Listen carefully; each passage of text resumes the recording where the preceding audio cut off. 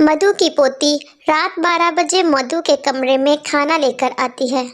मधु को भूख की वजह से नींद तो नहीं आ रही थी, लेकिन थकान की वजह से उसकी आंख लग गई थी।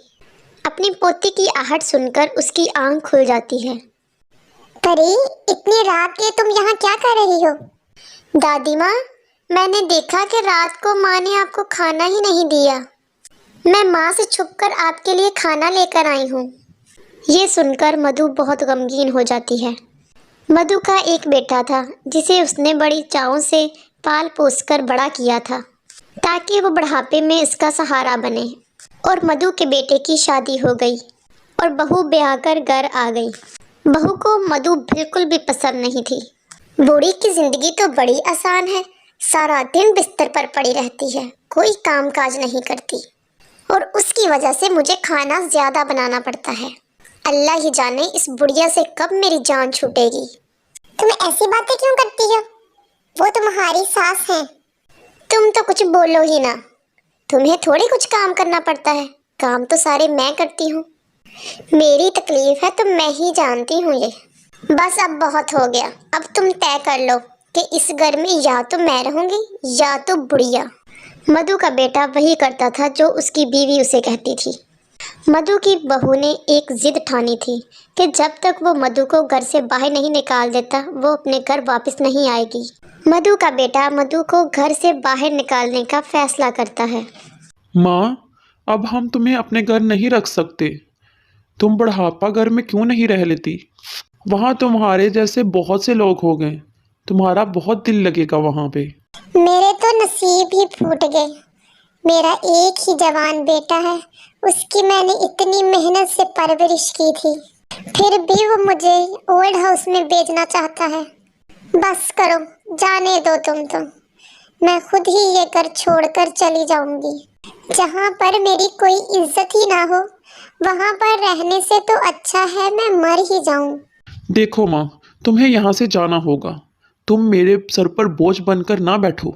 मधु अंदर से बिल्कुल टूट जाती है। वो अपनी एक छोटी सी थैली लेकर वहाँ से चली जाती है। उसे कुछ समझ नहीं आता कि वो अब कहाँ जाएगी, कहाँ रहेगी और कैसे खाएगी। वो बस चलती जाती है, उसे कुछ मालूम नहीं होता कि वो कहाँ जा रही है। चलते चलते उसे पता चलता है कि वो तो एक जंगल में पहुँच गई है। अब तो मेरे नसीब में यही है कि मैं इस जंगल में रहूं और यहाँ कोई शेर मुझे खा ले। वैसे भी मेरी जिंदगी की कीमत ही क्या है। इतना कहकर मधु जंगल में चलने लगती है। वो देखती है कि एक दरख्त के नीचे शेर बैठा हुआ है। वो देखने में बहुत ही कमज़ोर और लाचार लग रहा था। उसकी एक टांग पर चोट लगी हुई थी। उसको शेर पर बहुत रहम आता है। उसे लगता है कि शेर भी उसकी तरह बिल्कुल बेसहारा है। शेर, तुम्हें क्या हुआ है? जंगल के बादशाह को इस हालत में देखकर मुझे बहुत तकलीफ हो रही है। कुछ दिन पहले शिकार करते करते मेरा पाँव जाल में फंस गया था। उस जाल से छूटकर भागने के चक्कर में मेरे पाँव पर चोट लग गई थी। मैंने एक हफ्ते से कुछ नहीं खाया। लगता है कि मेरे आखिरी दिन आ गए हैं। मगर तुम इस घने जंगल में क्या कर रही हो? मेरी भी एक दुख भरी दास्तान है। मेरा भी हंसता बसता घर है। शादी से पहले मेरा बेटा भी मुझे बहुत प्यार से रखता था, पर जब से बहू घर आई है, सारा दिन घर पर झगड़ा होता रहता है। उसे मैं बोझ लगती हूँ, इसीलिए उन्होंने मुझे घर से निकाल दिया। शेर मधु की बात सुनता है और खामोश हो जाता है। वो बहुत तकलीफ में रहता है। मधु इसकी मदद करने के लिए उसके जख्म का इलाज करती है। ये पत्तियां अगर तुम्हारे जख्म पर 2 दिन के लिए रहेंगी ना, तो तुम्हारा जख्म बिल्कुल ठीक हो जाएगा। उसके बाद तुम मुझे खा लेना। कम से कम मेरी जिंदगी बेकार तो नहीं जाएगी ना। मधु की बात सुनते ही वो शेर पीर की शक्ल इख्तियार कर लेता है। मैं यहाँ एक अच्छे इंसान की तलाश में था, इसीलिए मैंने जख्मी शेर का रूप इख्तियार किया था। अब तुम यहाँ आ गई हो तो बताओ तुम्हारी क्या ख्वाहिश है? तुम्हारी सारी ख्वाहिशें पूरी की जाएंगी। मेरे तो नसीब ही खुल गए हैं। मुझे ज्यादा कुछ नहीं चाहिए।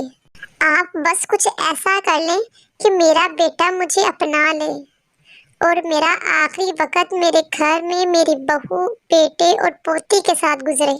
बिल्कुल ऐसा ही होगा, तुम्हारी ख्वाहिश पूरी होगी। वो पीर एक फकीर की शक्ल इख्तियार करके उसके बेटे के घर जाता है और उसकी बहू घर से बाहर निकलती है। बेटा, इस फकीर की मदद कर दो, इस गरीब को कुछ दे दो, अल्लाह तुम्हारा भला करेगा। अरे ओ भिखारी, हमारे पास तुम्हें देने के लिए कुछ नहीं है, चल जा यहाँ से, आगे चला जा तू। उसकी बात सुनकर उसे बहुत गुस्सा आता है। फिर वो अपना फकीर वाला रूप चेंज करके दोबारा पीर वाला रूप इख्तियार कर लेता है। ये देखकर उसकी बहू बहुत डर जाती है और मधु के बेटे को अंदर से बुलाती है। अरे तुम लोगों को ना तो अपने माँ बाप की इज्जत करनी आती है, ना ही किसी गरीब की। मैं तुम्हें कह सकता हूँ कि तुम्हारे बुढ़ापे में तुम्हें बहुत ज़्यादा तकलीफ होगी और तुम्हारे बच्चे भी तुम्हें नहीं उठाएंगे, तुम्हें तो मौत भी नहीं अपनाना चाहेगी। ये सुनकर मधु का बेटा और बहू बहुत ज़्यादा शर्मिंदा होते हैं। आप हमें माफ कर दें, हमसे बहुत बड़ी गलती हो गई है। मेरी बीवी से बहुत बड़ी गलती हो गई है, वो कभी आइंदा ऐसा नहीं करेगी। मैं इसे समझा दूंगा, लेकिन बराए मेहरबानी आप अपने अल्फाज वापस ले लें। अरे तुम तो खुद उसके इशारों पर नाचते हो, तुम उसे क्या समझाओगे? मेरा अमल कहता है कि अपनी माँ को भी तुमने इसी के कहने से बाहर निकाला है। अपनी माँ की मोहब्बत का जो तुमने सिला दिया है ना, ये भी तुम्हारे लिए काफ़ी नहीं है सज़ा। नहीं नहीं, आप हमें माफ कर दें, मैं अपनी माँ को भी वापस ले आऊंगा। मैं जिंदगी भर उसका ख्याल रखूंगा। मैं कभी अपनी माँ के आगे बदज़बानी नहीं करूंगा। मुझे अपनी गलती का एहसास हो गया है। मेहरबानी करके आप अपने अल्फाज वापस ले लें और मुझे माफ कर दें। आपने तो मेरी आंखें खोल दी, आप मुझे माफ़ कर दें, मैं बहुत शर्मिंदा हूँ अपनी गलती पर। अगर तुम चाहते हो कि तुम्हारी सज़ा कम हो जाए तो तुम्हें अपनी माँ को तलाश करके घर वापस लाना होगा और ज़िंदगी के आखिरी दिन तक तुम्हें उसकी खिदमत करनी होगी। वो जितनी भी तुम्हें दुआएं देगी, तुम्हारी सज़ा उतनी ही कम होगी। ये कहकर वो पीर वहाँ से चला जाता है। वो पीर सारी बात मधु को बताते हैं। मधु ये सुनकर बहुत परेशान हो जाती है कि कहीं सच में तो नहीं इनके बेटे और बहू को ये सज़ा मिलने वाली। फिर पीर उसे बताता है कि नहीं, ये सब सिर्फ उसको सबक सिखाने के लिए कहा गया है। मधु का बेटा उसे तलाश करते करते उस जंगल में पहुंच जाता है और उसे घर वापस ले जाता है और ज़िंदगी भर उसकी बहुत खिदमत करता है।